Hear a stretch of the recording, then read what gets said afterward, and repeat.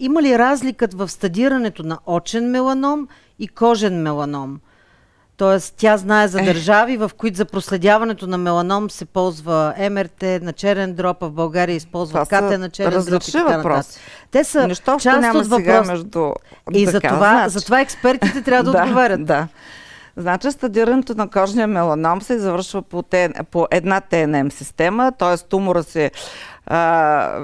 тумора се изследва по дебелина в инвазия в кожата, в милиметри, според митози и улцерация, докато при очния меланом тези критерии не са в този порядък. Основното и най-важното е да се види има ли инвазия, т.е. обхващане на нервус оптикус или очния нерв.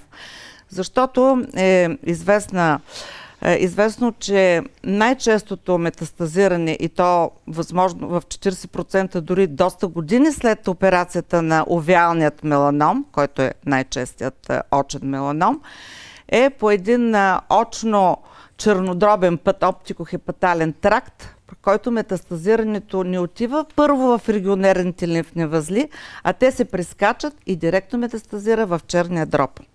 Тук връзката, ако иска пациентката, ако има в предвид проследяване на овеален меланом за чернодробни метастази, значи можем да кажем, че ултразвуковата диагностика на чернодробната метастаза не е водеща изобщо, тъй като е много субективна, с ниска чувствителност, докато водещо е скенера и когато има съмнение, трябва да се направи или изследване с ултразвук с усилване и с контраст, или ядрено-магнитен резонанс. Аз, ако ще ми позволите, само искам да допълня към овеалния меланом нещо много важно, което не трябва да се пропуска. За локорегионалният статус на заболяването, офталмолозите също са включени в проследяването, така че е хубаво, има си периодичност, при която трябва да се посещава и такъв специалист, освен образните изследвания, защото много често тази